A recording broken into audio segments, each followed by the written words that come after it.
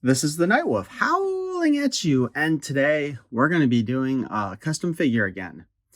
This is going to be our Slime Pit He-Man, and along with that comes a box from Barbarossa Customs. So let's take a look at what we got.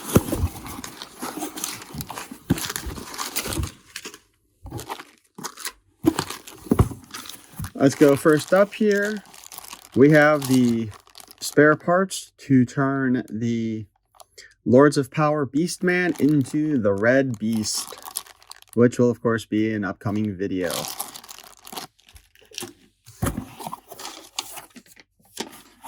We have instructions for how to remove parts to go with the Red Beast.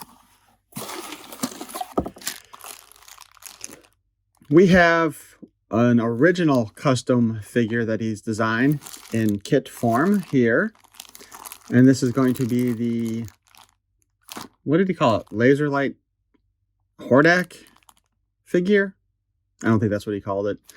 But anyway, the basis is that this is the Horde armor and a Hordak head designed, custom head, mind you, designed to recreate what Hordak looked like when it shows him and Skeletor kidnapping Adora back in the original vintage cartoon series. I am looking forward to building this. I am also terrified of doing it. We of course have our custom parts for making our Slime Pit He-Man. And just a note, most of the parts in here, well, we'll go over that when we actually work on it. We also have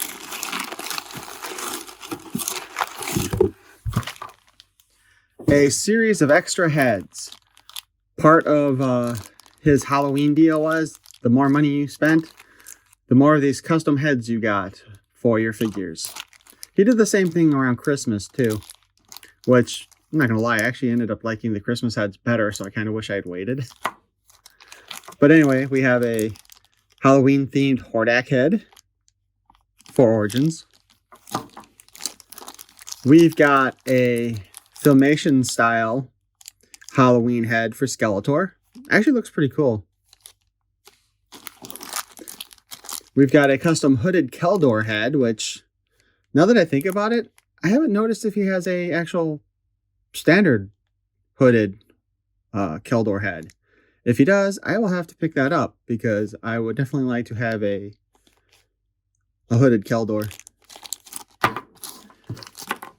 We've got a Halloween themed He-Man head, which looks like just, honestly, it's kind of like more of a variation on the Anti-Eternia He-Man when you get right down to it. I suppose it could also be considered a fake ore head too. Either or. And we have a head for Scareglow, which I believe this one glows in the dark. I didn't actually try it. Where he's got an open jaw like he's screaming, so that's pretty cool. Also, he did offer all of us, because normally it takes, I believe, 4 to 6 weeks to get your custom order created, because he more or less makes them from scratch when they're ordered. He did create some bonus items because he took a little bit longer than expected. So I ordered back in the beginning of October, I think. And I can't get this bag open.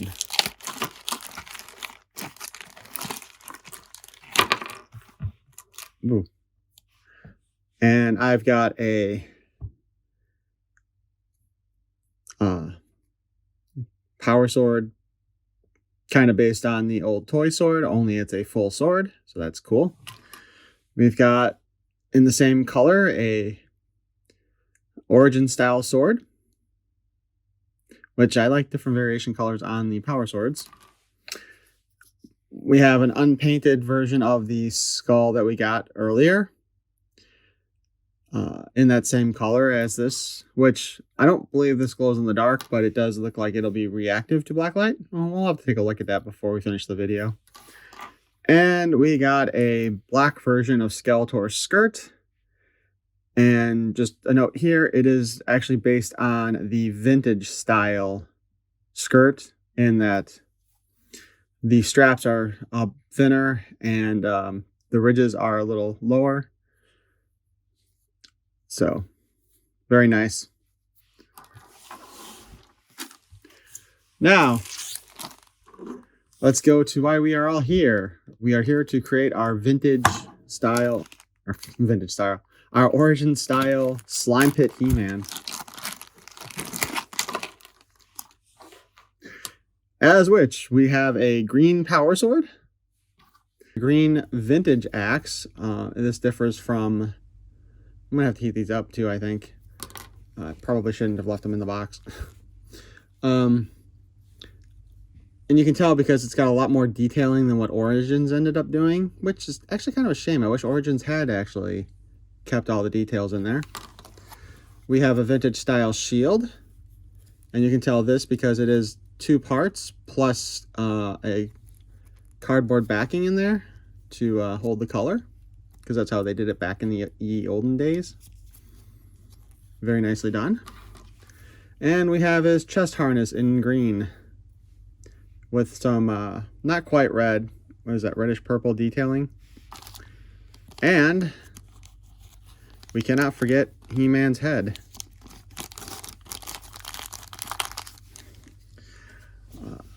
With this kit, I was able to pick one of, I think, 3 different heads: Vintage, Origins, and then Alcada.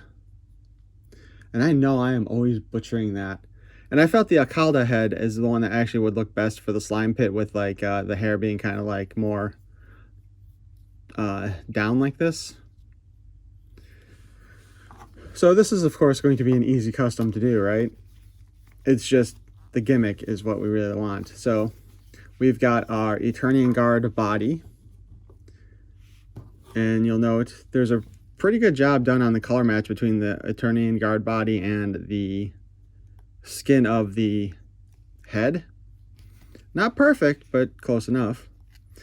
I would definitely not recommend trying to do this with the Snake Infiltrator, however, version of the Eternian Guard, because that body is a lot darker than the original one.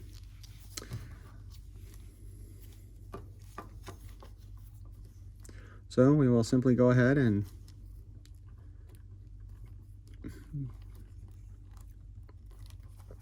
get his armor put on. I guess I could also have done some of this while, and just swap out the body parts and not try to do this all at the same time. So there we go, we got his harness in place.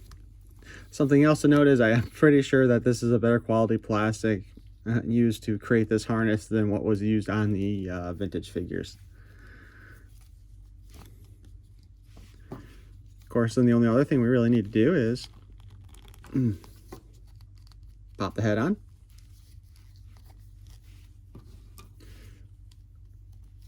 We got his sword here.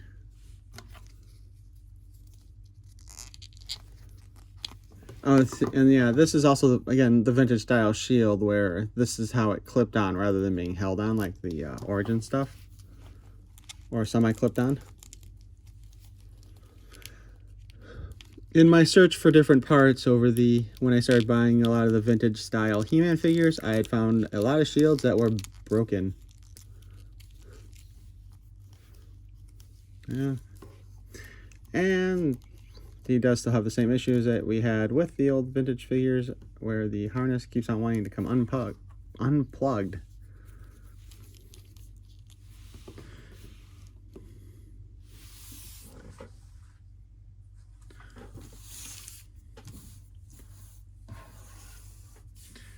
And that, my friends, gives us the Slime Pit He-Man.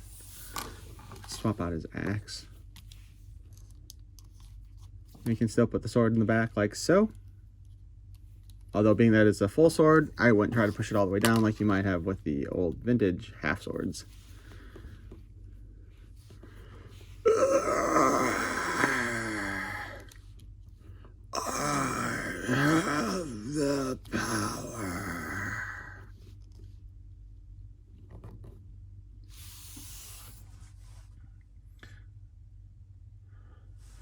Ultimately, the attorney and guard body does do a good job being a nice representation of the discoloration, since he's got the blue buckle and wristbands. I do kind of wish that the color match on the shield here was the same as it is here, since that was kind of what they were trying to do back in the day. However, it does match up quite nicely with the little jewel in the front of the buckle. So I wonder if that's what he was going for. Harness fits on really well. It's probably going to be a bit looser than the modern Origin stuff is, just because the ridges and such aren't quite as tall. And of course, it is custom made stuff, so you probably don't want to be... I'm not going to be trying to rip the head off and on a regular basis, you know. He's got a great little growly expression. Actually, you know what? That face looks a lot like the King Grayskull face, now that I think about it, from the my earlier vintage. I would definitely recommend, if you want to have your own Slime Pit He-Man, I would go buy those parts and do this. It's not too bad of a conversion, and I don't know if they're going to make a Slime Pit He-Man. If they do, maybe they'll also make them clear. But since, you know, he was shown in the Snout Spout comic book, and Leech comic, Snout Spout and Leech, actually. Maybe we will get a figure, maybe we won't, since they're doing now the cartoon versions and remaking some of the earlier ones.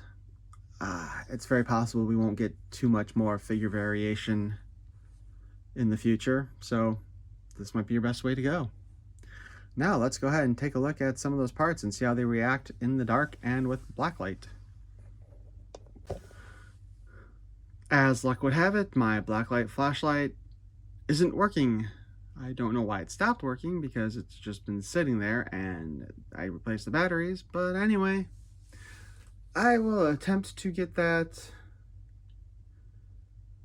glow-in-the-dark stuff a little later and probably cut it into this video, which means everything I say now is going to sound kind of stupid unless it's such a noticeable change that you kind of wonder what happened. So, as it turns out, the parts that I thought were glow-in-the-dark aren't, and the parts that I thought weren't actually are glow-in-the-dark. So, I got a couple of glow-in-the-dark power swords now, which is awesome, and I have an extra glowing skull head, which I may need to paint. But yeah, those look pretty nice. Anyway, I hope you enjoyed this video. I look forward to doing videos on the Red Beast and putting together the Hordak in the future. So please feel free to like, comment, and subscribe. Peace and love.